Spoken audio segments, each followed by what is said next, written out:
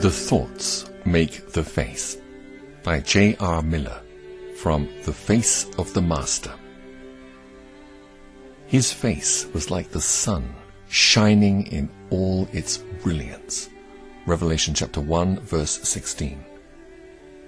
We have no picture of Jesus Christ.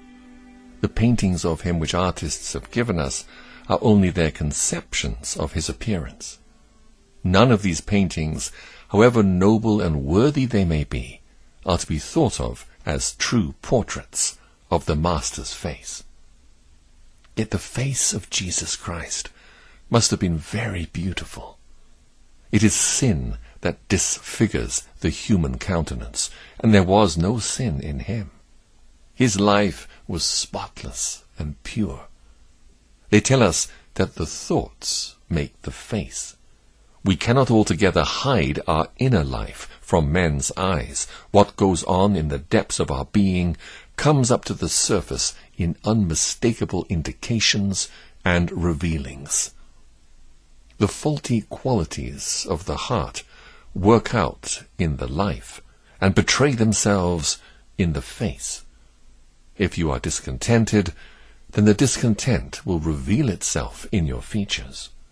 If you have bitter thoughts and feelings in your heart, then the bitterness will write its hard lines on your countenance. But if you habitually think gentle thoughts, kindly thoughts, peaceful thoughts, then on your face will come gentleness, kindness, and peace. If you keep love in your heart amid all your afflictions and trials, all the irritations and harrowings of life, then your face will shine with love. There is much truth in the familiar lines, beautiful thoughts make a beautiful soul, and a beautiful soul makes a beautiful face. We know that all the thoughts of the Master were beautiful thoughts. Heaven dwelt in him, and there was never any fleck of stain upon his soul. In a world of hate, cruelty, and injustice, his heart was always full of love. Never was there an unkind thought there for a moment. Infinite holiness dwelt in him. All the Beatitudes had their home in his bosom. All the fruits of the Spirit grew to perfect ripeness in him. Whatever things are true, whatever things are noble, whatever things are just, whatever things are pure, whatever things are lovely, whatever things are commendable, if there is any virtue, and if there is anything praiseworthy, meditate on these things.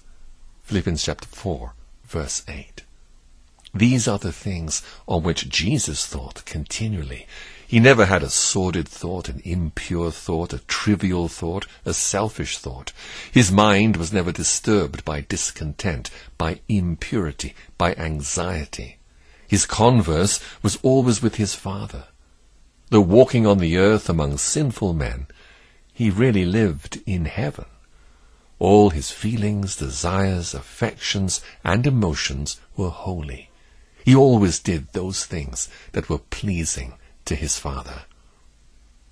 If beautiful thoughts make a beautiful soul, then the soul of Jesus was spotlessly, divinely beautiful. And if a beautiful soul makes a beautiful face, then the face of Jesus was transcendently lovely. Sorrow mars some faces. It need not do so.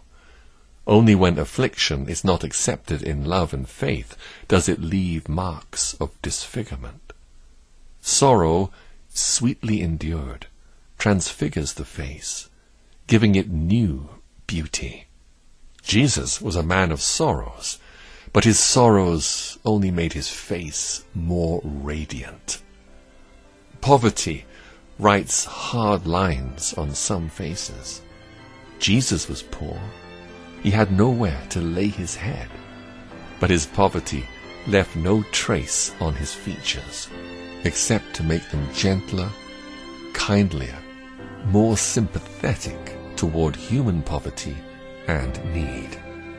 His face was quiet, calm, serene, heavenly.